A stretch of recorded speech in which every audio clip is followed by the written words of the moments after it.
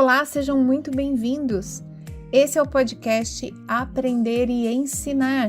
Essa é uma série especial de podcasts do portal Fiz em Ortopedia, no qual eu, Ana Maria Siriani, vou ser sua host e vou falar a respeito de assuntos que estão relacionados ao processo de ensino-aprendizagem.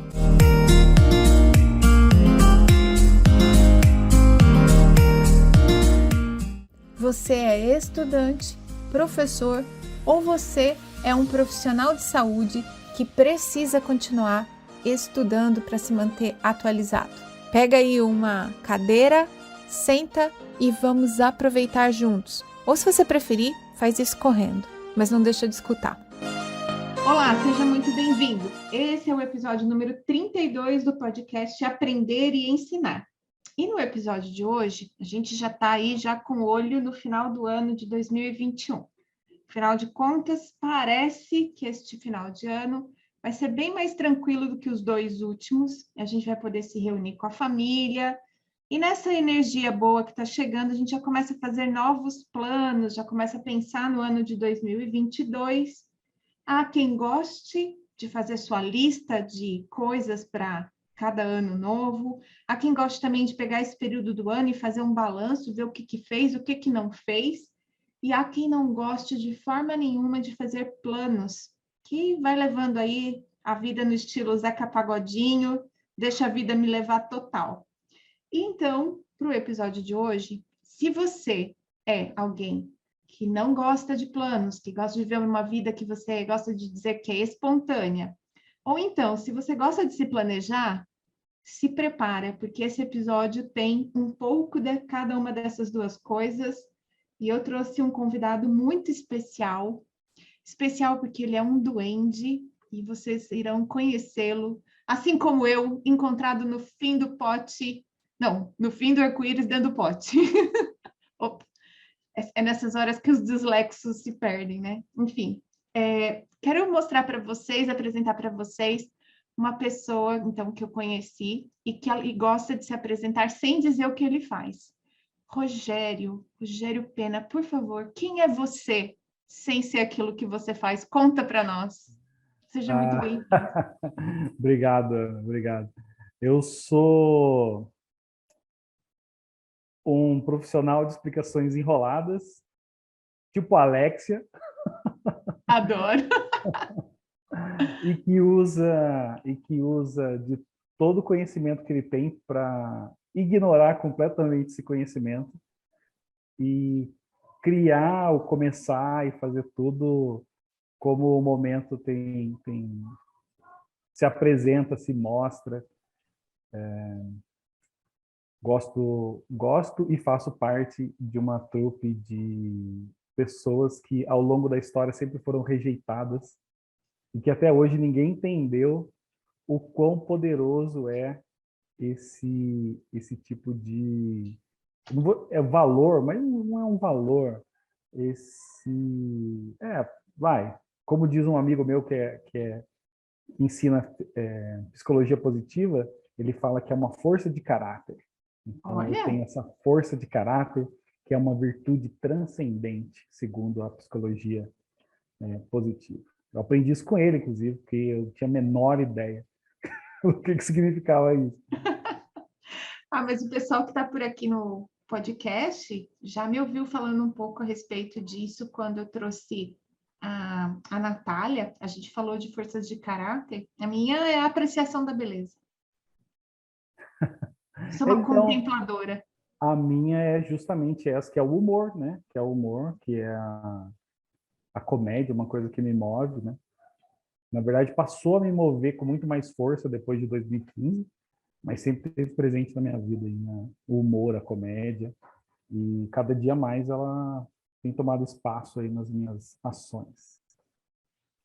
E se você está muito curioso nesse momento, falando assim, que a Ana Maria trouxe um humorista para o podcast Aprender e Ensinar? Não, gente. De verdade, o Rogério Pena é um professor. Ele diz, né, que é filósofo, ou que fez filosofia. É um pretenso comediante, segundo ele, porque vive fazendo experimentações, gosta de improviso, gosta de coisas novas. e gosta também, pelo mais incrível que isso possa parecer, de ensinar jovens alunos de ensino médio a fazer planos para o futuro. E é por isso que eu convidei ele para o episódio de hoje, para a gente se divertir enquanto pensa em coisas que podem fazer sentido para a nossa vida agora e daqui a pouco, ou não mais, e a gente precisa aprender a se virar nesse caminho, né, Rogério? É, bem por aí mesmo. São adolescentes, né, de 15 a 17 anos, alguns têm 14, né? E eles já chegam na escola no sexto ano, se não me engano, eles têm 11, 12 anos de idade, nessa idade. E eles já têm que fazer o projeto de vida, que é uma disciplina que atualmente está aí nas escolas estaduais. Eu sou professor de escola pública, né? Eu sou graduado em filosofia, mas eu também ensino sociologia, projeto de vida e tecnologia e inovação na Secretaria de Educação, né, na escola Demétrio Badaró, a escola que eu estou vinculado. E a gente tem que trabalhar com eles isso. Eles chegam lá com 11 anos e é um bairro de periferia. E como é que você fala para um jovem que vive na periferia, que ele tem assim uma visão de futuro muito curta, muito pequena, pouco ampla, e aí você tem que falar para ele, e aí, qual é o seu projeto de vida no sexto ano? Aí quando ele chega no ensino médio, a tarefa é minha de conversar com esse adolescente que está experimentando um monte de coisas diferentes, vendo coisas das mais diversas, e para o meu universo de adolescente, de quando eu era adolescente, as mais absurdas também, e dizer para ele, olha, dá para ser diferente, dá para ser diferente. Aí, essa é a tarefa mais difícil e eu gosto, mais prazerosa também, mostrar para ele que dá para ser diferente, sim. É difícil, tem os problemas, as portas às vezes batem na nossa cara, mas dá sim, até porque eu sou filho de uma faxineira, né? Minha mãe era faxineira em escola, servente, né? Como é que minha mãe falava, servente. Eu Era sou filho de uma servente, né? eu sou filho de uma faxineira e de um torneiro mecânico, né? Meu pai terminou o trabalho, se aposentou como mecânico de manutenção, fazia manutenção numa indústria aqui. Meu pai não tinha ensino fundamental completo, minha mãe não tinha ensino médio completo, e um dia eu decidi fazer filosofia e falei para eles, vou fazer filosofia. E minha mãe falou assim para mim, meu filho, por que você não faz uma outra coisa que vai te dar dinheiro? E eu falei, não, mãe, não, eu quero ser professor, meu sonho é ser professor, eu quero muito ser professor. E fui para a faculdade, né, estudei filosofia, e eu me lembro dos primeiros dias, eu falar assim, meu coordenador de curso jovem, né, a gente é jovem, a gente tem umas frases que a gente acha que são muito poderosas, né? Não, eu quero fazer a vida, eu quero fazer a diferença na vida dos meus alunos e tal. E eu não sabia o quão forte era essa frase que eu estava dizendo para ele ali com 21 anos de idade, quando eu entrei na faculdade. Muito, e depois hoje, né? Hoje eu tenho a idade de Cristo, né? Eu tenho 38, a idade de Cristo, se ele não tivesse morrido. A idade de Cristo mais 5, né? A idade de Cristo, até porque Jesus é eterno, né? Então, eu tenho 38, também é a idade de Cristo. Eu gosto de fazer essa brincadeira porque eu vi o Afonso Padilha fazendo ela e vi que ela tem total sentido. O Afonso Padilha é um comediante stand-up. E vi que ela tem total sentido porque a gente fala como se Jesus só tivesse vivido 33 anos. E se for pensar do ponto de vista teológico cristão, Jesus está eternamente existente, né? Então, enfim. Muito bom. Uma aspas, nada a ver no meio da conversa. Então, aqui, gente, se preparem, este episódio está sujeito assim, a hiperlinks. A gente vai clicar numa É, página, parar em outra e voltar. Fiquem tranquilos. total, total. Até porque bem mesmo essa coisa com 38, quando você para e olha assim lá para trás, não tão muito lá atrás também, mas você fala, nossa, né, quanta coisa mudou na minha maneira de pensar, na minha maneira de agir. E essa frase, por incrível que pareça, quero fazer diferença na vida dos meus alunos, foi uma frase que fez diferença para mim enquanto professor depois de alguns anos trabalhando. É. Eu comecei a lecionar em 2007, 2014 eu tive depressão e eu tinha ideias suicidas. Então eu sou um suicida. né? Clinicamente falando, eu sou um suicida. Não tomo mais nenhuma medicação, mas eu tenho que ficar atento aos meus gatilhos aí para esse tipo de ideia. Essa pandemia foi um momento muito massacrante, assim, nesse sentido mental, né? Todo E mundo, né? nossa, eu ouvi muitos relatos de pessoas próximas que não tiveram essa força e acabaram, né, cometendo suicídio. Próximas mesmo, assim, de morar aqui, até mesmo perto de mim. Gente que estudou comigo, assim, sabe? Eu também tive um amigo que se suicidou nessa pandemia, infelizmente. E para mim, quando em 2015, quando eu estava bem já, né, já conseguia, vamos dizer assim, pensar além da depressão, essa frase voltou para minha cabeça a fazer a diferença na vida dos alunos. E eu vi que até aquele momento ali, talvez, uma das razões de eu ter adoecido, é justamente porque eu parei de fazer a diferença na vida deles. Eu estava sendo sei lá, só um professor. Eu não estava sendo o professor que eu tinha desejado ser. Eu não estava sendo aquela pessoa que eu tinha falado lá com 21 anos. Vou fazer a diferença na vida dos meus alunos. E aí eu estava seguindo exatamente o que a gente fala, né? Seguindo o sistema, você vai seguindo o sistema. Não, tem que fazer? Ah, então eu vou fazer. E aí você entra naquela vibe da escola pública, do professor que está reclamando, que é o governo, porque eu não sei o quê. E sempre tem um responsável, um culpado, alguém. Uma Aí força maligna. uma força maligna que eu gosto de falar que é essa entidade chamada sistema, né? É quase uma força cósmica, que é o sistema educacional. E aí eu escrevi um artigo que eu não publiquei em lugar nenhum, mas compartilhei com vários amigos que eu escrevi, que é justamente o que eu estava me sentindo, que eu intitulei Sou Responsável. E basicamente nesse artigo eu falo que eu sou completamente responsável pelas minhas ações e eu sou responsável, inclusive, de influenciar as outras pessoas por meio das minhas ações, sem eu ter que abrir a minha boca. Então eu não preciso dizer, mude. Eu mudo meu comportamento e aí eu vou influenciando as outras pessoas. E aí eu fui buscar na neurociência uma explicação através dos neurônios espelho, que depois, fazendo um curso com a Ana Maria, não, a Ana Maria é você, com a Lia Rossi e com o Álvaro Lages, um curso chamado Bem Star Wars. A Lia é palhaça e neurocientista. E quando a Lia começou a falar sobre a questão dos neurônios espelhos, e como que aquilo influenciava, onde que a neurociência está indo hoje, mostrando isso. Falei, meu Deus, é exatamente o que eu escrevi em 2015, eu não estava maluco. Porque Ó, eu escrevi, eu li coisas sobre neurociência, mas eu não li ninguém falando sobre isso em 2015.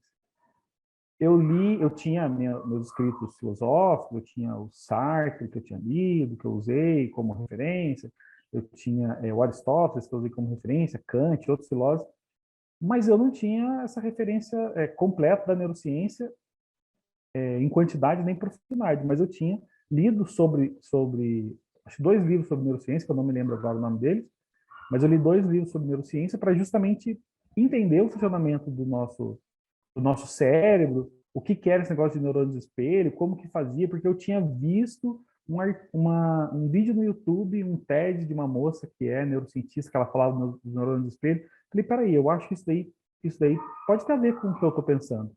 Quando eu ouvi ali há alguns dias no curso, falei, meu Deus, isso aí é o que eu tinha pensado há 15 anos, então é real. É real isso daí. E é real porque eu tive prova disso, sabe? De ver gente mudando porque você está sendo diferente. A pessoa, olha, legal, eu vi que você mudou sua maneira de dar aula, eu vi que você mudou sua maneira de se comportar, de falar, de agir e tal. E legal, o que você fez? Então, achei interessante essa mudança de postura e passei a usar ela pro resto da minha vida. legal. Você sabe que aí já vou puxar primeiro gancho aqui para o pessoal que está escutando a gente. Primeiro que fisioterapeuta que trabalha com pacientes que têm dor, a gente também é fã dos neurônios espelho, né? A gente usa, por exemplo, a pessoa visualizar o movimento que ela tem dor em alguém que não está sentindo dor, que está fazendo um movimento bonitinho, tudo certinho, para começar a despertar essa coisa da empatia motora, que tem a ver Uhum. também com neurônios espelho. E a gente sabe um pouco dessa parte teórica da neurociência que você está se referindo, mas mais do que isso, né? É engraçado como no dia a dia, principalmente para os professores, a gente acaba se perdendo muito, né, nessa coisa do que a gente chama o sistema. Sim. Uma coisa que eu vejo muito entre os professores, e eu já falei isso mais de uma vez aqui no podcast, é a coisa dos professores responsáveis pelos trabalhos de conclusão de curso. Então, a universidade contrata alguém para ser o docente responsável, normalmente pela disciplina de metodologia, e essa coitada dessa pessoa recebe todos os TCCs, como se fosse uma grande disciplina, e uma coisa que era para ser super legal, que era introduzir o estudante de graduação no contexto da ciência, né, do pensamento científico, que é filosófico também, Aham. aí perde totalmente o sentido, e esses professores acabam se deixando levar pelo sistema, porque essa coisa é assim que é feito, sempre foi assim, e não conseguem tirar dali algo diferente, e a gente entende porque é difícil, e aí acaba que vira um entendimento, a gente acolhe, e a coisa não muda. Então, é interessante você falar desse seu ponto de vista de ter feito escolhas diferentes para te fazer feliz, para te fazer melhor, e isso acabar refletindo naquilo que as outras pessoas estavam vendo. O exemplo arrasta mesmo, né, Rogério? É uma frase bem, assim, bem Clichê, jargão, bem, é, né? bem Bem clichê, mas batida. é. Mas É, tem porque que assim, eu fiz toda essa parte filosófica, né? Cheguei em toda essa discussão filosófica, escrevi o artigo e tal, ok. Mas no que isso muda a vida dos meus alunos? O que isso de fato influencia nas pessoas que estavam em volta de mim? Em tese, nada. Se a pessoa não lê o texto e não discutir comigo o que eu estou pensando ali, nada. Só que não era só isso também que eu queria, sabe? Eu sentia que aquele Rogério que eu sempre fui, um Rogério brincalhão e tal, lógico, a depressão, ela destrói isso, né? E eu queria isso de volta. E eu já tinha, desde 2007, foi quando estourou o stand-up no Brasil, com Rafinha Barros, Danilo Gentili, Diogo Portugal, né? Essa galera que começou o stand-up, os dinossauros, vamos dizer assim. Eu vi o Rafinha Bastos quando ele era pouquíssimo conhecido aqui em Taubaté, né? Você é de Jacareí, você sabe onde é Taubaté. Eu fui lá na associação, no clube ali, num clube da cidade, lá bastante tradicional, e eu assisti o Rafinha Bastos lá. Não tinha teatro para assistir, porque os teatros não estavam ligados nesse tipo de coisa ainda. A gente sentado em cadeira de plástico, né, para assistir o Rafinha. Eu assisti o Rafinha. Foi o primeiro comediante stand-up que eu assisti e achei aquilo incrível. E aí, logo em seguida vieram os Barbichas, com o espetáculo Improvável, também em 2007, assim, eles começaram a aparecer muito. E eu assistia muito aquilo e eu gostava muito daquilo. E eu gostava e tal. E aí a minha aula passou a ser mais leve, vamos dizer assim, passei a brincar mais. E eu sempre tive umas tiradas que depois foram coisas que eu cresci vendo meu pai fazer e que, sabe, aquelas coisas natural do churrasco, assim, aquelas brincadeiras. Eu sempre fui esse cara de fazer muita brincadeira, fazer muita zoeira, né? Sala de professor, assim, depois que eu estava livre da depressão. Até antes também, mas depois de livre da depressão, piorou um pouco essa coisa de zoar na sala de professor, e tirar sarro dos colegas, e tal, tirar sarro do aluno, sabe? Brincar com o aluno. E mostrar para ele que a minha relação com ele não tinha ângulo, era ângulo zero, sabe? No nível dos pés, era mais ou menos isso. No nível dos pés é ângulo zero, a gente está pisando no mesmo chão. Eu sou seu professor, mas a gente está pisando no mesmo chão. Eu não estou mais alto que você, eu não estou te olhando torto, eu não estou te olhando sei lá, de 45 graus que eu estou mais alto, eu não estou num pedestal. Porque isso era uma coisa que eu percebia muito, principalmente por conta da filosofia. Você encontra pessoas ao longo do caminho acadêmico, o cara se acha o próprio Zeus no Olimpo. Aí você fala, meu Deus, não, mas para que falar tão difícil? E eu era esse professor que, quando saiu da universidade, ainda com aquela cabeça megalomaníaca, e eu ainda não tinha entendido, porque eu tive um professor na faculdade, no segundo ano da faculdade, que ele falou, foi a primeira vez que a gente teve contato com ele dava aula de filosofia da natureza. E ele falou assim, porque a gente está aqui, né, nesse curso que fala tudo de nada e nada sobre tudo, e a nossa mente megalomaníaca de filósofo de achar que a gente tem a resposta para todas as coisas. E aí, aquilo dali naquele momento não fez sentido para mim, mas depois eu passei a entender que o professor tinha um pouco disso, né? Dessa megalomania de ele achar que ele é o professor e que ele não pode ser questionado, e que ele não pode isso. E aí eu sempre ouvi informações, quando a gente era formado, quando tinha formação, reunião, pessoas falando a esse respeito. Ah, não, porque o professor não pode agir assim, o professor tem que ser o facilitador do conhecimento. Mas, Ana, nunca fez sentido isso para mim, porque a maneira como as pessoas falavam era uma coisa tão longe para mim, tão longe, o professor como facilitador de conhecimento, o professor como mediador do conhecimento, não, porque a relação é assim, relação não sei o quê. Mas ainda assim o professor era um ser extremamente importante. Quando eu tirei o ego completamente do meu ser professor e eu passei a ser o mais bagunceiro da sala do que os alunos, a coisa mudou completamente. E aí eu comecei a usar, e aí eu comecei a ouvir deles, na verdade, professor, por que o senhor não faz stand-up? Professor, por que o senhor não faz stand-up? Eu ouvi isso muitos anos. Muitos anos. Um dia eu acreditei. Um dia eu acreditei neles. Falei assim, eu acho que eu vou fazer esse negócio aí. E aí eu fui estudar. Fui estudar stand-up. Porque não é só subir, escrever piada, falar, né, um monte de bobagem, falar o que eu falo aqui. Eu sei Tem que tem uma técnica, técnica né? para isso. Tem Tem técnica. técnica, é. Eu sei que tem uma técnica, eu sei que tem regra, eu sei que não é só falar bobagem. E aí eu fui estudar stand-up. Nesse caminho da busca de estudar stand-up, eu encontrei o Márcio Balas no Instagram. Márcio Balas, um amor da minha vida, meu mestre palhaço mesmo, eu nunca tendo estado diante dele, assim, pessoalmente, até porque o grande contato que a gente teve foi na pandemia. Eu comecei a ouvir o podcast do Balas, o Balascast. Nossa, como foi libertador aquele podcast. Foi libertador. Um monte de trava se desprendeu, e aí a comédia passou a ser ainda mais forte para mim, inclusive dentro da sala de aula. Só para quem não conhece, né? O Balas, a gente fala muito dele. Ele tem um livro que é sobre comunicação e é uma referência num curso que o Leandro Fukuzawa, que é um colega aqui dos episódios de podcast, ele usa, refere. Eu mesma já sugeri esse livro num material meu de lives para o pessoal melhorar as técnicas de comunicação. O Balas ele é palhaço, mas ele é um baita comunicador, um palestrante. Se você tiver a oportunidade de escutar o podcast, o Balascast e tudo que tem dele no YouTube também, são vídeos excelentes, super reflexivos, né? Nem de longe é palhaçada, né?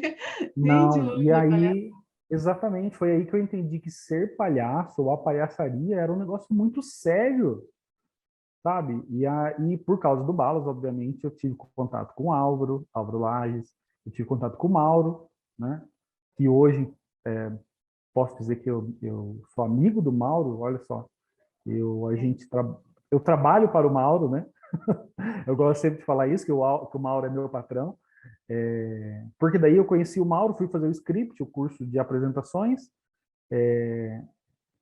O Mauro me chamou para fazer parte desse grupo de doentes, que ajuda nos ciclos de aplicação agora dos novos integrantes, né, que vão entrando, que inclusive conheci a Ana Maria por causa disso, né? Você entrou no curso e eu era doente. Conheci esses três caras, assim, que para mim foram fantásticos nesse sentido dessas travas que eu tinha, de que inclusive é uma frase que o Mauro sempre repete, o Álvaro sempre repete, mas a primeira vez que eu ouvi foi o Álvaro no Balascast, falando que o contrário de divertido não é sério, o contrário de divertido é chato. E aí, como aquilo fez sentido para mim, foi, nossa, faz total sentido isso. Minha aula pode ser divertida, ela pode ser séria. Eu não quero que minha aula seja chata. E isso fez muito sentido para mim. E eu quero Muito aproveitar, quero fazer um gancho, porque a gente tem vários jovens professores que escutam esse podcast. Eles vêm em busca de inspiração, de experiências, E é muito curioso isso. Eu estou vendo você falar e e vejo a minha história também. Existe uma baita curva de aprendizado para o professor, em termos de ser professor. Uhum. Quando a gente começa, a gente acha que ser muito sério, ser muito rígido, dá para nós uma seriedade, traz a autoridade que a gente não tem, porque não tem tempo de estrada ainda. E É. conforme a gente vai envelhecendo, isso tudo vai ficando mais fácil. E eu recebi semana passada ou retrasada 2 professoras com tempos diferentes de docência, mas as 2 jovens professoras, elas falando disso, né, das dificuldades de ter um relacionamento com os alunos, que ao mesmo tempo é acolhedor e permite que o aluno chegue, converse, tire dúvida, nananã, mas que ainda mantenha aquela coisa do respeito, que elas ainda buscam respeitabilidade pela forma com a qual elas se relacionam. Uhum. E é engraçado isso, que não é, por mais que a gente brinque com os alunos e pareça muito acolhedor, os meus alunos sabem muito bem o limite da coisa, e eu não realmente assim, não faço um risco no chão em torno de mim. Mas com o tempo a gente vai se ajustando, é meio que um baile, né? Uma dança. É. Então, um vai dando espaço, o outro vai dando espaço. Mas muito disso, para quem está escutando a gente, é jovem professor ainda, fique tranquilo, a gente vai se acomodando, a gente vai aprendendo isso. E no começo a gente é mesmo um pouco mais rígido, segue mais aquelas regras que a gente viu e aprendeu com outros colegas, e só depois é que a gente vai formando a nossa personalidade como professor. Eu acho que tem um pouco isso. Tem muito disso, sim, porque quando a gente vai para a universidade, quando é um curso de licenciatura e a gente vai para a universidade, a gente vai para se formar professor, né? Você vai sair de lá professor, para ir para uma sala de aula e tal. Mas o que você aprende ali não faz a menor diferença do que você vai fazer na sala de aula. Nada, vai te dar conhecimento. É o que vai te dar. Vai te dar material, vai te dar carga, para quando você chegar na sala, você achar que você tem que despejar tudo na cabeça dos alunos. Mas não te ensina a ser professor. Se eu pudesse fazer uma relação, talvez fosse com um profissional da área da saúde mesmo, você que é fisioterapeuta, formado na área da saúde. Quando você estava lá fazendo estágio, você fazia a manobra, né, no paciente. Técnica, super técnico. Alguém olhava lá você e falava, olha, não é assim, tá desse jeito, faz assim. Ó, agora é isso aí, legal. Repete, repete, repete. Quando você é professor, você vai fazer o estágio, você tem 100 horas por ano para fazer estágio. Aí você chega na escola, ali é a sala dos professores, pode sentar ali. Aí você senta na sala dos professores. Aí vem um professor da disciplina que você vai fazer o estágio, ele te chama, oi, tudo bem, e você vai para a sala. Aí você passa 99 horas sentado assistindo ele dar aula, e 1 hora, em alguns dias, você entra lá para dar uma aula de 50 minutos ou 1 hora mesmo. Então você dá aquela sua aula que você nunca deu na sua vida, e depois você vai embora e nunca mais ninguém fala nada para você sobre aquela aula que você fez. Então você vai entrar na sala de aula completamente cru, perdido, sozinho, e aquela sensação assim, meu Deus, o que eu faço? É muito diferente do profissional da área da saúde. Quando ele vai fazer residência médica, ele já tem uma experiência, e a residência vai dar para ele mais experiência ainda. Então, ele já teve contato com o paciente, ele já atendeu, ele já conversou, ele já andou, ele já abriu, ele já viu gente aberta. O cara na universidade não viu uma briga na sala de aula, quando é ensino médio, né? Escola pública, não viu uma briga na sala de aula, não teve que apartar essa briga. Não viu Ele não uma era, carteira voando, né? não viu nunca uma carteira voando, um tiro na rua, alguém pulando dentro da escola para pegar um aluno, ele nunca viu isso. Ele não teve, infelizmente, essa é a realidade da nossa escola pública, né? Não é, eu falo isso até sem nenhum orgulho, mas a gente teve que passar por isso, tive que ver esse tipo de coisa. Você está dando aula, de repente você escuta tiro, e o aluno fala, professor, o que é isso? Aí você fala assim, não, gente, é tiro, vamos continuar, tá longe. E quando você sair da escola, você passar pela rua da escola, assim, um pouco mais para frente, ter o corpo da pessoa lá. E você estava certo que era tiro, sabe? Porque você já ouviu esse som antes. Então é bem complicado. Hoje, muito menos. Muito menos, muito menos. Pelo menos aqui em Pinda, né, na cidade que eu moro, Pindamonhangaba, cidade que existe, não é só frase do Raul Gil, né, para enrolar a língua das crianças, não é uma cidade que a Globo inventou para colocar na novela, né? Inclusive virou notícia na cidade, né? Quando a Globo citou, acho que em 2 oportunidades na cidade de Pindamonhangaba. Existe, a cidade existe. E sem muita alegria também eu digo que é a cidade que nasceu Geraldo Alckmin, que foi governador do estado. Olha lá os hiperlinks se abrindo. Então, o próprio Ciro Gomes também nasceu aqui, mas ele foi embora para cresceu no Ceará. A família dele acho que passou por aqui, tinha parente aqui, não me lembro. Então, Mas Pinda é o berço de políticos brasileiros, é de isso? alguns políticos, infelizmente, podia ter coisas melhores vindo de Pinda, mas foram políticos. Ô, sério. Vamos voltar do hiperlink, Vamos peraí. voltar, vamos Me voltar. conta uma coisa, que é aquilo assim, que eu queria mais saber, assim, em que momento foi que a disciplina de... Como é que ela chama mesmo? Ela chama plano de Projeto de vida. projeto de Projeto de vida. vida.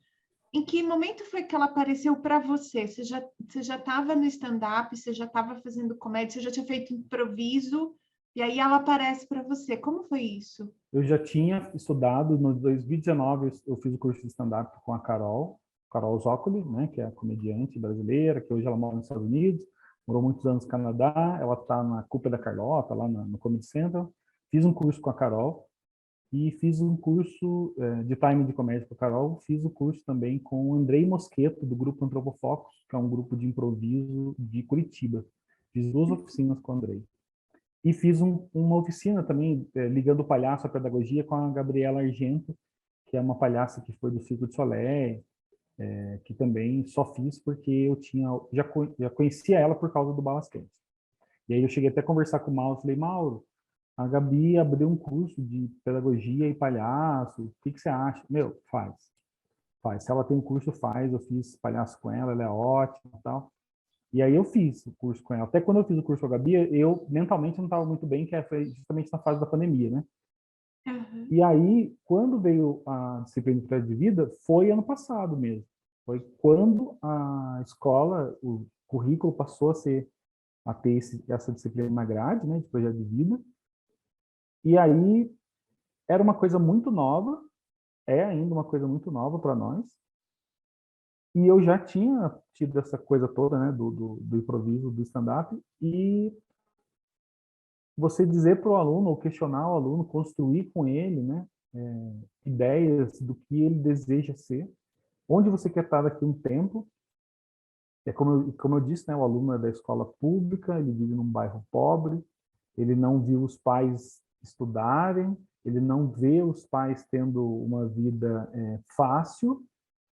Quando ele vê os pais, né, às vezes ele não vê os pais, às vezes ele mora com a avó, às vezes ele mora com uma tia, às vezes ele mora só com a mãe, né?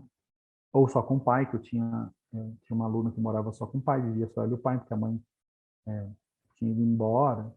Enfim, a realidade que a gente tem na escola pública. E aí você dizer para esse aluno que ele pode ser o que ele quiser, essa é a grande questão, de você ouvir assim do aluno, eu quero fazer medicina. E você saber que aquele aluno ali vai ter que ralar muito para chegar na medicina. E não é porque ele não é inteligente, é porque ele não recebe a quantidade de educação necessária para poder prestar um vestibular de medicina. Para ele não consegue concorrer com 150 pessoas para uma vaga. Porque o cara que está lá concorrendo com os outros 149, desses 150, esse cara que está lá, ele já está fazendo cursinho, ele está fazendo aula só de redação, ele está lendo os clássicos, ele está escarafunchado dentro de casa estudando. E o meu aluno, ele precisa, em algum momento, sair da escola e ir trabalhar para ajudar os pais, para poder não passar fome. Essa é a ideia mesmo. Sim, sendo bem claro, não passar fome. E ao mesmo tempo dizer isso para ele, você pode ser, quer ser médico? Você pode ser, vai ter que estudar muito. Pode ser que não seja agora, pode ser que seja só daqui a alguns anos. Mas ainda assim você precisa pensar, onde eu quero estar? O que eu quero fazer? E para mim, foi muito engraçado eu me pegar pensando no meu projeto de vida, que é esse da comédia. E aí como é que eu falo para ele que ele precisa se dedicar para alcançar o que ele quer? Meu Deus, e agora? O que eu faço? Aí eu tive o insight de contar mesmo o que aconteceu comigo e mostrar que... e eu ouvi, né, muita gente falando, mas você vai fazer stand-up? Você é louco? Você vai subir? Você tem coragem de subir num palco? E aí eu fiz tudo em silêncio, sem falar para ninguém. Eu só conversei com a minha esposa e ela falou, vamos. E aí eu fui para São Paulo no dia 20 de outubro de 2019, subi no palco, contei meu primeiro set de piadas no Comedy Bar O Pico, que era um bar que existia, que faleceu na pandemia, o Pico Comedy. Fiz lá esses meus 5 minutos e foi uma das melhores sensações da minha vida. E querer voltar e fazer de novo, de novo, de novo, e as pessoas não riram, não faz mal. E você dizer isso para eles, sabe, assim, pessoal, eu sou o filho de uma faxineira que foi para a universidade, trabalhou final de semana para poder estudar, se formou, virou professor, passou no concurso público, está aqui hoje na frente de vocês, e depois de 30 e poucos anos, decidiu subir num palco para contar piada. E esse foi o caminho que eu fiz. Eu queria ir lá, mas eu sei que tem técnica, então eu li esse livro, li esse outro livro, li esse outro livro. Procurei essa moça aqui, ó, estudei com essa moça. Estudei com esse moço aqui, ouvi esse cara aqui, perguntei para esse aqui. Professor, mas o senhor tem quanto tempo? O senhor faz isso há quanto tempo? Eu falei, eu fiz em 2019 e a pandemia me fez parar. Mas eu estou estudando esse tempo todo. E tem algum vídeo do senhor? Não, não tem, gente. Não tem. Eu tenho 5 minutos. Eu sou um Zé Ninguém que só quer se divertir. Mas o senhor quer ser famoso? Não sei, famoso? Talvez bem sucedido, mas famoso. Agora você já está famoso, que se apareceu no podcast é a primeira. Olha só, agora eu tô famoso. Agora daqui para a fama. Veja o que aconteceu com Marielle Oali. Ana Maria Siriani me chamou para o podcast dela, eu me senti praticamente sendo chamado pelo Jô Soares para ser entrevistado. O Jô não existe mais, agora é o podcast da Maria. Falei, meu Deus, ganhei na loteria. Não, mas eu realmente fiquei surpreso quando você chamou mesmo, né? Porque o que eu vou contar? Quem sou eu?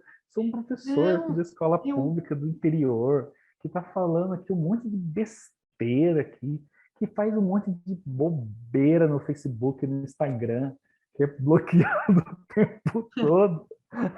Isso ele é mesmo, viu, gente? Vive bloqueado lá no Facebook. No Facebook. Mas eu quero te contar, inclusive, uma coisa que aconteceu esta semana e que tem a ver com tudo isso que a gente está conversando. A gente está falando de projeto de vida e de pessoas que precisam parar para pensar um pouco o que quer da vida, né? Porque tem muita gente vivendo muito no piloto automático, mas olha como isso tem tudo a ver com fisioterapia. Eu sou responsável por um estágio de saúde da comunidade, junto com a Tainã, que é a minha colega fisioterapeuta que toma conta desses meninos mais ali nas unidades, no dia a dia. E nós trabalhamos no projeto Saúde da Escola, em diferentes unidades, que a gente está em... O estágio mesmo está em 2 unidades, a residência vai para 4. E nesse projeto de saúde da escola, esta semana, uma aluna da fisioterapia acabou de fazer a apresentação final dela do estágio, contando a experiência dela nesse projeto Saúde da Escola, na escola onde ela fez o 2º grau. Então, ela é aqui de Ribeirão Preto, é de um bairro que é um bairro, ele é bem, assim, diverso de condições sociais. A gente tem pessoas mais simples e pessoas um pouco melhores ali, mas, na média, é um bairro de nível socioeconômico médio, e ela teve a oportunidade de voltar, estando na universidade pública, como profissional de saúde, já no seu último ano se formando, para fazer atividades na escola, onde ela se formou. E ela falou disso, né? Da sensação de retribuição, de contribuição dela, de estar ali junto com aqueles alunos. E uma das coisas que eles pediram, e aí, né, a coisa da interdisciplinariedade, do intersetorial, do quanto saúde é uma coisa complexa mesmo, eles pediram para falar de educação financeira, de como passar no vestibular, de como conseguir ter condição para ter as coisas, né? E ela falou assim, eu não imaginava que um profissional de saúde se envolveria nesse tipo de atividade. E aí uma das coisas que eles fizeram, Rogério, que eu até queria contar para você, eles pediram para que os estudantes escrevessem um texto em terceira pessoa. E essa pessoa estava realizando todos os sonhos que eles tinham. Então, eles contam em terceira pessoa aquilo que eles gostariam de ter no futuro da vida deles. E diz que foi uma atividade muito bacana, que foi, assim, muito emocionante para eles todos. E eu fiquei pensando, puxa vida, né? Quando, a neurociência também fala disso, que quando a gente começa a pôr no papel os planos que a gente tem, os desejos que a gente tem, o nosso cérebro começa a procurar os caminhos para fazer aquilo. Não é algo zen, filosófico, esotérico, transcendental. Nós estamos falando de colocar o nosso cérebro para pensar como chega naquilo. Então, o quanto é importante ter esse momento de vida em que a gente reflete o que a gente quer. E aí vem o outro lado do negócio, né? Que quando a gente começa a pensar no que a gente quer, a gente pode se sentir muito angustiado, achar que tem poucas possibilidades, pouco recurso, ou se sentir muito pressionado, muito ansioso e até perdido, né? Diante do tamanho, da dimensão daquilo que a gente quer com aquilo que a vida da gente é agora. E eu imagino que você divida esse tipo de coisa com esses meninos nessa disciplina, né? E fico imaginando como que você coloca essa coisa do improviso entre o momento atual deles e aquele futuro desejado. Queria que você contasse um pouco disso. O improviso, ao contrário do que a gente geralmente pensa, ele não é qualquer coisa de qualquer jeito. A gente sempre tem essa ideia, né? Ah, não, improvisa aí alguma coisa. Como se você tirasse da cartola alguma coisa assim que, sei lá, que você não esperava, você pôs a mão e falou, ah, olha aqui, nossa, tem uma aula aqui. Não, não é assim, né? O improviso, ele é um treinamento de inúmeras técnicas e jogos, né, e mecânicas para você poder improvisar. O improviso tem alguns princípios, e esses princípios, para mim, são essenciais. E, inclusive, você pode encontrar um pouco desses princípios na palestra do Balas, O Olhar do Sim, que é o olhar do... que ele fala do palhaço, que é uma palestra que eu assisti, e no final eu estava debulhado, derretendo de chorar. Porque, É por um exemplo, TED. É é um um TED. TED, é um TED. Se vocês quiserem São procurar o poder o do sim. olhar, poder do sim, o olhar do sim, uma coisa assim, uma coisa dessas. Mas é o que faz você. Foi uma coisa que para mim fez muito sentido na época, me abriu muito a cabeça e os olhos. Então você entender que o improviso ele é aceitação de uma proposta. Então quando eu estou em cena com meu parceiro de cena, é a aceitação de uma proposta para aquela cena. Eu preciso ter escuta. A gente na educação fala muito de escuta ativa, mas de verdade a gente não sabe o que é escuta ativa. Quando você vai para o improviso, daí que você entende o que significa escuta ativa, que é aquela atenção total e completa no seu parceiro de cena e no ambiente que você está, e inclusive em você, que é uma coisa que eu gosto muito, que eu aprendi com o Álvaro, que você precisa ter uma conexão para você viver com você, o outro e o ambiente. O Álvaro fala muito como se fosse um Bluetooth, né? Não vou lembrar aqui agora exatamente como ele fala, mas é como se fosse um Bluetooth, e aí é você, o outro e o ambiente. Ainda bem que eu não decorei, porque isso daí você ouve o Álvaro Lages e aprende com ele no curso dele. Deixo aqui só o gostinho para você ir lá atrás do Álvaro. Só um spoiler. Só aquele, achei interessante, quero ver qual é desse cara. E aí, o improviso, ele faz isso, né? Então, escuta, aceitação do momento presente, ou da proposta, é essa coisa do estar presente no momento presente. Não dá, num jogo de cena, não dá para você antecipar o que o seu parceiro de cena vai falar. Se você antecipar, a cena sai diferente do que deveria. Pode ser que seja muito bom, porque vai ser engraçado, mas pode ser um total desastre também. Então, você aprende a estar no presente, no momento presente, estar atento. E essa coisa do sim, né, que é a aceitação mesmo. E eu acho que é o principal para mim, até mesmo como professor e como alguém que quer o stand-up e o próprio improviso, é não julgamento. Não julgamento. Você não pode julgar a cena que você vai construir. Você recebeu a proposta, você diz sim e você joga. Porque se você colocar os seus filtros, colocar os seus julgamentos, você não faz. E aí isso eu digo justamente para eles, né? Porque, por exemplo, eu tenho um projeto de vida e Rogério, quero subir no palco contar piada. Ah, você quer ser um comediante stand-up famoso? Não, eu quero subir no palco contar piada, eu quero fazer stand-up. Eu quero ter 5 minutos, 10 minutos, 15 minutos, 20, meia hora, 1 hora, fazer um solo, sei lá, e fazer isso com diversão.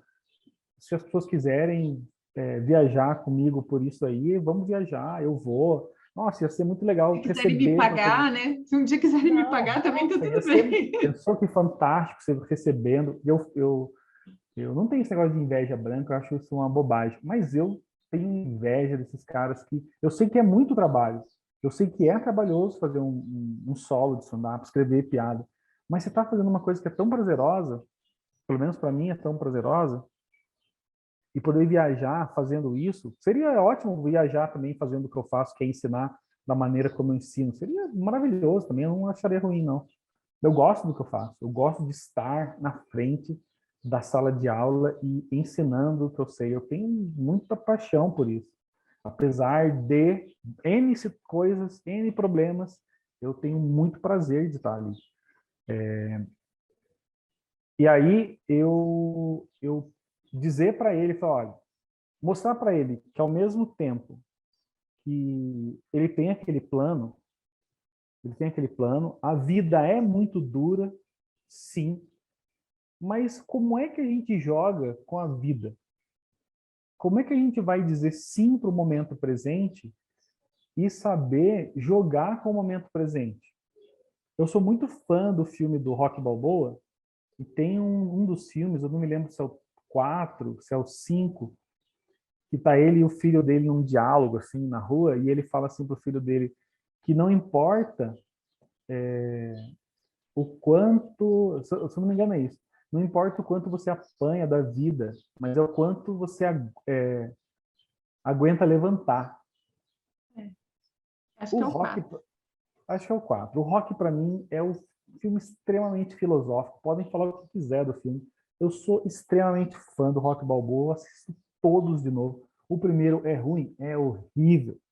Mas é um conceito assim daquela história, do storytelling mesmo, assim, da saga do herói. Quando você olha filosoficamente, você fala, caramba, tem muita coisa interessante aí. Até porque é um pouco difícil para mim desvencilhar de ver um filme da questão filosófica, né? Eu sempre assisto ou ouço alguma coisa, na hora eu já começo a conectar. É bem os caminhos que você tinha falado da neurociência, né? Os caminhos que a gente cria, a gente já começa a conectar. Ao mesmo tempo que eu estou conectando com conceitos filosóficos, o outro caminho vai ligando piada, assim. E aí... Eu vou abrir um hiperlink, posso? Pode. Você sabia que, de verdade, o Sylvester Stallone, ele tinha um cachorro e aí, num determinado momento, ele ficou tão sem grana que ele deu o cachorro em troca de dinheiro para ter dinheiro para financiar, para continuar tentando colocar o filme. Eu acho que é o Rock mesmo. É o Rock, o primeiro filme dele, ele queria ser ator e diretor do filme ou ser ator, e aí o cara até falou, olha, eu até financio, mas você não pode ser o ator. Aí ele falou, não, isso não. E ele estava numa pindaíba de grana tão absurda que ele teve que vender o cachorro dele para poder pagar e comer até Ele conseguir. estava morando na rua. E depois ele recomprou o cachorro com a renda do Inclusive, é o filme. cachorro que está no primeiro filme. É aquele cachorro. E Nossa, é assim, muito louco, né? Porque é isso é, também, tem uma baita história no próprio ator, né? eu sigo ele no Instagram. O cara é assim, falem o que quiser. Falem o que quiser do Sylvester Stallone. Para mim, o cara é animal, assim, nesse sentido de quem ele Supera. era, o que ele queria fazer, e ele foi lá e ele fez. Ah, mas não é igual no Brasil. Não é igual, em lugar nenhum do mundo é igual. Mas ele, é bem aquela frase do Cortella, né? Ele, nas condições que ele tinha, ele foi lá e ele fez o melhor, nas condições que ele tinha. Então, eu, como professor, tenho um pouco disso também do Cortella, obviamente, né? Nas condições que eu tenho que fazer o meu melhor. Não adianta eu querer colocar a culpa no sistema, colocar a culpa no secretário, colocar a culpa no diretor, colocar a culpa no aluno. Eu, como E isso vai, professor, e isso vai para o projeto também, né? Do vai, tipo, exatamente, é você sim, e a sua sim, circunstância. E vai aí, o que você vai fazer com completamente. isso? Ó, beleza, você tem o seu projeto de vida, mas vamos pensar aqui, ó, tem tudo isso aqui que pode te atrapalhar, mas também tem tudo isso aqui que você pode recorrer para poder resolver essas coisas. Que é justamente esse olhar do sim, essa aceitação, esse viver o momento presente, você saber quais mecanismos você pode recorrer para você poder construir o jogo de cena da vida, né? Eu gosto do Álvaro, que ele também fala isso, viver é encenar o tempo todo, você está jogando o tempo todo, porque você não sabe, a vida ela é inesperada, né? Por mais que a gente faça planos, e a gente faz planos, né? Principalmente agora, a gente começa a escrever aquelas listinhas de fim de ano, para quando começar, 1º de janeiro de 2022, as resoluções, né, de fim de ano, vou fazer isso, vou fazer aquilo, vou fazer não sei o quê, vou começar a dieta na segunda-feira, e aquelas coisas todas lá, e a gente acaba nunca fazendo porque a gente, de fato, não assumiu isso como um projeto de vida. Então, você dizer para o aluno que ele precisa assumir o projeto de vida como um projeto para a vida dele mesmo, e que existirão problemas, sim, porque o adolescente, ele acha sempre que a gente, eu sei disso porque eu fui adolescente, né? Ele acha sempre que nós, adultos, estamos dizendo sem propriedade, porque a gente é chato. Então, eu procuro estar na relação mais horizontal possível com eles e no ângulo zero mesmo do pé, junto com eles, para mostrar para eles que eu não sou o adulto chato que está falando para eles que a vida vai ser difícil. Porque o meu aluno sabe que a vida é difícil. Ele mora num bairro pobre. Às vezes tem um parente que está preso porque se envolveu com tráfico, porque ele viu a vida ali mais fácil. Às vezes, esse aluno está envolvido no tráfico, você tem que dizer para ele, sai daí. Então, Sai enquanto é tempo, né? sai enquanto é tempo. E aí você dizer para ele que o projeto de vida é algo que ele pode realizar apesar das circunstâncias, e as circunstâncias para o aluno da periferia, elas são extremamente difíceis. São extremamente difíceis. Esse ano a gente está eu e um amigo, a gente está com uma eletiva, uma disciplina eletiva, que a gente apresentou para eles no início do ano, e por causa da pandemia ficou fechado em blocos só da sala, só da turma. Porque essa disciplina eletiva, ela é aberta para todo o ensino médio. Qualquer aluno, qualquer série que se identificar com essa ementa dessa disciplina, ele pode fazê-la. Mas por causa da pandemia, ela ficou conectada só a uma sala, a uma turma. Então, só alunos do primeiro ano que podem fazer, no caso, a minha eletiva, e ela se chama Criando Cena, que é onde eu ensino técnicas de improviso mesmo, aquilo que eu aprendi no improviso, com Balas, que eu aprendi com o Andrei, que eu aprendi lendo Cláudio Amado, que eu aprendi lendo o Omar Argentino, né? O Omar Argentino Galvão, que é um dos maiores improvisadores do mundo, do Impro Madrid. Tem um livro dele chamado Del Salto El Vuelo, que não tem em português. E olha só para você ver como é que a vida joga. Eu pedi para o Balas, quando ele foi em janeiro do ano passado para a Europa, falei, Balas, compra para mim, por favor, compra para mim, eu te pago, né? Ah, não, tá bom, você me lembra, eu vou estar lá tal dia, você me lembra. Mandei mensagem para ele, falou, ah, tá bom. Aí quando ele voltou para o Brasil, ele mandou mensagem, falou assim, olha, eu comprei, eu peguei com o Omar, eu trouxe, preciso do seu endereço. Vou passar o contato da minha produtora e tal, e aí ela vai conversar com você, mas você me dá seu endereço. Daí eu falei para ele, então me diz quanto foi para eu poder te mandar o valor. Aí ele disse assim para mim, não é nada, você só vai pagar a postagem. Você só vai pagar o envio do livro para você, é um presente meu para você. Então não tem como não amar o Márcio Balas, né? Ele é incrível mesmo. Ele é incrível, ele é incrível. E esse livro, para mim, é o meu santo graal, vamos dizer assim, guardado a 7 chaves, com o autógrafo do Balas e do Omar Argentino. Aquele livro que eu não deixo ninguém nem pegar. Deixa eu ver, dei de longe. Olha aqui, você está vendo? É assim. Porque são situações que, inclusive, eu conto para eles, olha, eu ganhei o livro do cara que, para mim, é o Papa do Improviso no Brasil. Porque eu fiquei amigo dele, porque eu falei para ele do interesse, eles sabem que vocês existem. Eu contei para ele, Balas, estou com uma turma aqui de improviso, uma eletiva de improviso, a gente vai encenar no final do ano agora, quando for a culminância, e eu vou gravar e eu vou te mandar. Nossa, que demais, manda um beijo para eles. Cláudio Amado, que é um improvisador, ator do Rio de Janeiro, mandei para o Cláudio. Cláudio, estou usando o seu livro aqui com os alunos de escola pública. Poxa, que demais, vai ter alguma coisa, eles vão mostrar? Não, eu vou gravar na culminância. Nossa, eu quero muito ver, quero muito ver. Então, mostrar para eles que dá para ser diferente. E se algum deles ali quiser ser improvisador? E se algum deles achar que a comédia faz sentido para eles? Ana, olha só para você ver que louco. Lembrei disso agora. É uma coisa que eu nem tinha pensado em falar. Eu tenho um aluno que ele teve um problema de saúde quando criança e ele tem uma atrofia na mão direita. E ele tem essa atrofia, ele não movimenta a mão direita, ele não tem sensibilidade nenhuma, a mão dele é completamente atrofiada. E ele também tem um problema de locomoção, né? Um problema motor, locomoção, ele manca, tal. Por conta, se eu não me engano, ele teve um AVC quando bebê. Tá? Ninguém nunca me contou exatamente como foi. Mas parece que foi isso que ele teve quando bebê, ele teve um AVC.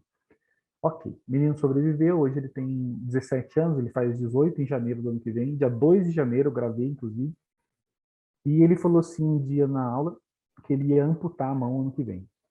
Aquilo para mim foi estarrecedor. Por quê? Por que você vai amputar sua mão? Foi exatamente essa pergunta. Por que você vai amputar sua mão? Ah, não, professor, ela não serve para nada, eu não uso ela para nada, não sei o quê. Falei, ela te incomoda? Ah, me incomoda. Mas ela te atrapalha em alguma coisa? Ah, atrapalhar não, mas eu fico incomodado com ela. O que eu fiz? Eu falei para ele assim, por que você não transforma isso daí, que é um sofrimento para você, em riso, em cômico, em dinheiro? Como assim, professor? Aí eu mostrei para ele um grupo de comediantes, que inclusive são de Ribeirão, eu acho, chamado Os Preferenciais. Tem um menino que é... Então, mostrei para ele os preferenciais. Tem um moço que não tem, acho, a perna direita, tem um menino que é um cadeirante, tem um outro moço que também tem uma atrofia numa das mãos, e tem um outro menino que é aqui de Lorena, aqui do Vale do Paraíba, de Lorena, o Stanley, que inclusive eu conheci pessoalmente, o Stanley, que é fantástico. Ele tem uma doença que eu não sei o nome corretamente, junto com o Parkinson, então ele tem o tremor do Parkinson e ele tem essa doença e dá essa dificuldade motora nele. Mostrei esses meninos para ele, Ana, e ele ficou animado para fazer isso. Porque são meninos que têm problemas de saúde, têm um problema de saúde, têm uma deficiência física e que transformaram a deficiência. Por isso que eu falei que o humor é transcendente. Não é nem eu que falei, né? Quem falou foi o criador da psicologia positiva, Peter Frankl, que o humor tem essa característica, esse caráter transcendente. E aí eu falei para ele, meu, por que você não transforma isso aí em humor? Olha só esses meninos, eles têm muito problema. Por que você não transforma isso aí e faz igual eles? Eu te ajudo a escrever piada. Eu converso com a sua mãe, eu te levo no comedy que tem aqui em São José, a gente apresenta essas piadas, você vai ver como é que é legal. Porque, Ana, eu fiquei estarrecido quando ele falou que ele ia amputar a mão. Não precisa, sabe? Meu Deus, não, isso é absurdo. E eu estou tentando E é convencer ele a muito não fazer. emblemático isso também, né? Quem de nós aí não tem problemas que a gente gostaria de só Só amplificá-los? cortar, né? Nossa, seria muito. As coisas seriam muito mais fáceis se fossem só isso, né? Corta e joga fora. Mas ainda assim, né? Ainda assim, ok, ele vai tirar a mão, ele não vai olhar mais para a mão, mas ele ainda vai ter o problema de não ter aquele membro para auxiliá-lo de alguma maneira. E aí eu quis mostrar para ele que há um projeto de vida, mesmo na condição que ele está. Que ele pode ir para um caminho que é transcendente. E aí eu estou conversando com ele justamente para que não pareça também que eu estou forçando ele a ir por esse caminho, mas para que ele entenda que a condição dele não diminui ele em nada. Que ele não é menos por isso. E, nossa, e eu tô conversando com ele, tomara que ele siga esse caminho, que ele seja famoso. Mais famoso do que eu. Nossa, Rogério, você sabe que a gente está fazendo exatamente 1 hora já de podcast e acho que tem várias lições em tudo que a gente conversou, o que a gente está conversando.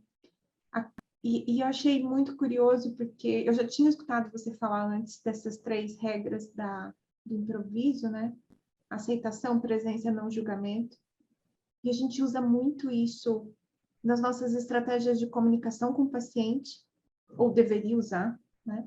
De estar lá presente, deixar o fluxo da conversa acontecer e ouvir um pouco mais do que só falar, porque profissionais de saúde em geral, a gente adora Não sair ouve. falando desembestado.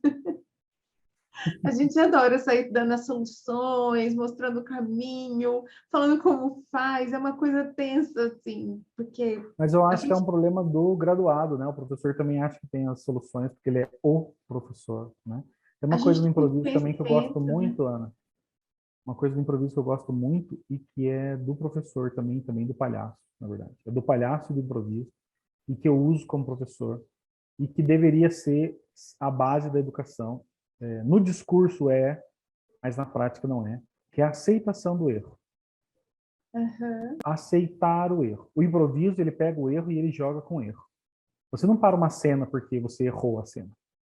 Você joga com ela. Você pega aquilo ali e você transforma ela em alguma coisa para continuar jogando. Mostrar para eles que dentro da sala de aula, eu até falei ontem isso na sala de aula, a sala é o erródromo. Aqui é o erródromo. A gente pode errar aqui à vontade. Aqui é o lugar de errar. Porque a gente sabe que lá fora as pessoas vão nos julgar por aquilo que a gente faz e pelos nossos erros. Mas aqui é o lugar da gente errar. Se a gente aprender a errar aqui, a aceitar o nosso erro, sem se sentir mal por isso, lá fora, mesmo que a gente erre, que as pessoas tentem nos condenar, a gente vai conseguir passar por elas.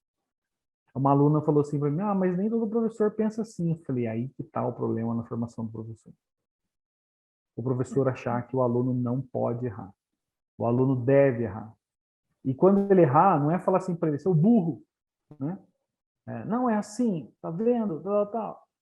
Não, é mostrar, olha, aqui não está de acordo com a teoria do filósofo tal, ou aqui não está de acordo com a manobra que deveria ser feita, né, no caso da fisioterapia. Não é assim que se faz a manobra. Experimenta fazer desse jeito, né? Ou experimenta fazer assim. O que você acha de fazer assim? Olha, tem uma confusão aí. No caso da filosofia, eu procuro mostrar para eles, da sociologia, né, que eu leciono, mostrar para eles que há uma falha no argumento e que esse argumento precisa ser mais fortalecido. Tem uma aluna lá que é defensora do aborto, só que o argumento dela é muito raso para defender o aborto. Aí um dia eu falei para ela e ela ficou brava. Eu falei assim, então, você está defendendo o aborto só com o argumento do YouTube, você reparou? E aí ela ficou muito brava comigo. E eu falei, não, eu não estou dizendo para você que você está errado em defender o aborto. Eu estou dizendo que o seu argumento está ruim. Você pode defender o que você quiser, mas você precisa estar bem fundamentado na sua defesa. E você precisa, inclusive, conhecer quem discorda de você. Quem está defendendo o aborto e falando o quê? E como é que você constrói um argumento contra o seu adversário, entre aspas, se você não conhece o argumento do seu adversário? Então, esse é um pouco do que eu tento mesmo fazer na sala de aula, relacionar essa coisa do tem um planejamento a seguir e não preciso seguir nenhum planejamento, sabe? Mais ou menos isso, assim. Eu tenho esse plano de aula, eu preparei essa aula aqui, tem esse plano de aula, foi feito lá no começo do ano, eu fiz um plano anual, e agora tem um plano bimestral, e eu tenho o plano da aula em si, que eu preparei, tal, tal, tal. Aí eu entro na sala de aula e não rola aquela aula. Eu tenho que ter a sagacidade para poder fazer, para poder improvisar, porque a gente o improvisador só improvisa porque ele está preparado para aquilo. Então ele conhece a mecânica dos jogos. Quando ele entra em cena e a pessoa propõe lá unicórnio de chifre azul, ele vai construir uma cena com unicórnio de chifre azul. Esse é o título da cena. Ele vai criar a história mais louca lá, do unicórnio de chifre azul. E ele vai ser capaz de fazer porque ele conhece as métricas para aquilo ali. Então ele está pronto para improvisar. Eu, professor, entro na sala de aula e eu me deparo com uma situação completamente diferente. Eu entrei na sala semana passada. E eu tinha ido fazer eu tinha me apresentado no dia 20 desse mês, de outubro, novamente eu fiz, no meu segundo ano, nos meus 2 anos de apresentação, eu fui fazer voltei a fazer a apresentação, voltei a me apresentar. Fui pro comedy, me apresentei, postei lá que eu estava no comedy, não sei o quê. Os alunos viram. Quando eu entrei para dar aula, a aula não ia rolar. Eles queriam só saber falar disso, como que era. Eu falei, então tá bom, então eu vou falar para vocês. Professor, como que escreve piada? É difícil? Não, vou mostrar para vocês.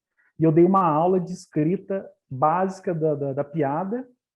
Depois que eu terminei de explicar o que era setup, punchline, preparação e piada, né, em si, aí eu falei assim para eles, tá vendo? Ó, se você for escrever uma redação, você precisa pensar assim, assim, assim. Se você for fazer tal coisa, tal, tal, tal, tal. Então eu peguei aquilo ali, que é para mim conhecido, que é o setup punchline da escrita da comédia, e trouxe para ele.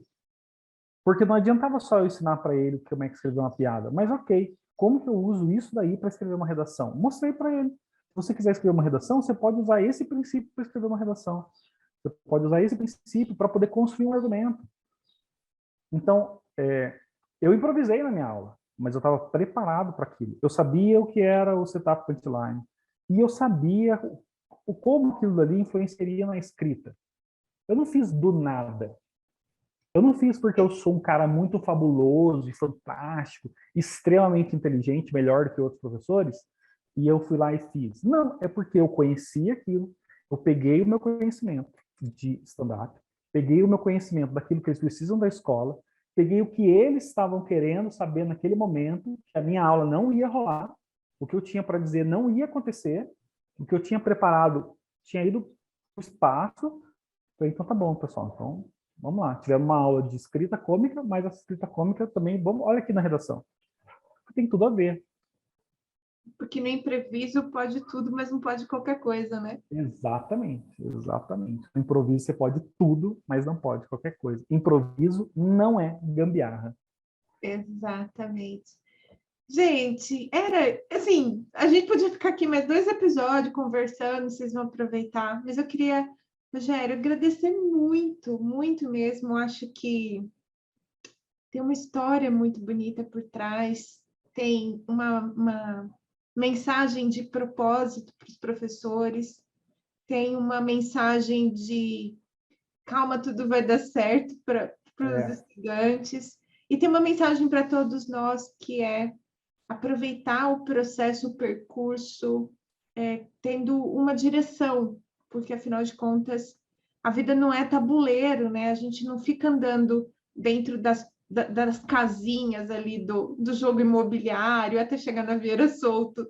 A gente vai fazendo um percurso, cada um muito louco, e tem muito a ver também com a coisa dos hiperlinks. Então, queria te agradecer muito, dizer que a hora que você quiser voltar para contar também das tecnologias de educação, você já está mais do que convidado para 2022, viu?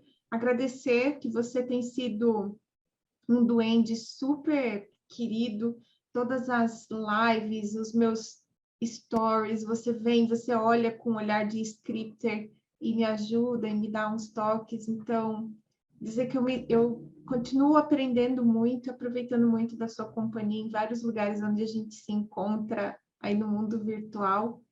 E obrigada por esse episódio, de verdade. A coisa do ângulo zero, a hora que você falou, meus olhinhos até encheram d'água. Eu falei, nossa, que frase sensacional, que lindo isso. Vou guardar no coração, prometo. Viu? Pode ser o professor ao nível do mar também, né? Pode ser também. Muito bom. Eu que agradeço o convite, poder falar disso, que para mim é um prazer muito grande. São paixões que eu tenho, que é a comédia, que é o improviso, que é o stand-up, foram paixões assim muito grandes.